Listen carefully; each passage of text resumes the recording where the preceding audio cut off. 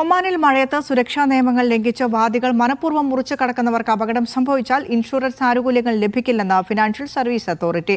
ആവശ്യമായ മുൻകരുതലെടുക്കാതെ വാഹനം വാതിൽ ഉപേക്ഷിച്ചാലും നഷ്ടപരിഹാരം ലഭിക്കില്ല. പ്രകൃതിക്ഷോഭങ്ങൾക്ക് മൂലമുണ്ടാകുന്ന നാശനഷ്ടങ്ങൾക്ക് നിലവിൽ കവറേജ് ലഭിക്കുന്നുണ്ട്.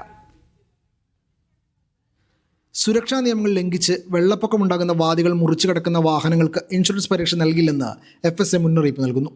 വാഹനം ഓടിക്കുന്നവർ ഔദ്യോഗിക മുന്നറിയിപ്പുകൾ അവഗണിച്ചാൽ നഷ്ടപരിഹാരം നിഷേധിക്കപ്പെടുമെന്നാണ് അധികൃതർ ചൂണ്ടിക്കാണിക്കുന്നത്. സമഗ്രമായ ഇൻഷുറൻസ് ആണെങ്കിലും തേർഡ് പാർട്ടി ആണെങ്കിലും മിന്നൽ പ്രളയം, കൊടുങ്കാറ്റ്, ചുഴലിക്കാറ്റ്, ആലിപ്പഴവർഷം തുടങ്ങിയ പ്രകൃതിക്ഷോഭങ്ങൾ മൂലമുണ്ടാകുന്ന നാശനഷ്ടങ്ങൾക്ക് നിലവിൽ കവറേജ് ലഭിക്കുന്നുണ്ട്. എന്നാൽ വാഹന ഉടമ സ്വന്തം ജീവനും വാഹനത്തിനും സുരക്ഷ ഉറപ്പാക്കാൻ ആവശ്യമായ മുൻകരുതലുകൾ എടുത്തിരിക്കണമെന്നത് നിർബന്ധമാണ്. റോയൽമാൻ പോലീസ് നൽകുന്ന നിർദ്ദേശങ്ങൾ അവഗണിച്ച് അപകടകരമായ രീതിയിൽ വാതികൾ മുറിച്ചു കടന്നാൽ നഷ്ടപരിഹാരത്തിനുള്ള അവകാശം റദ്ദാക്കപ്പെടും.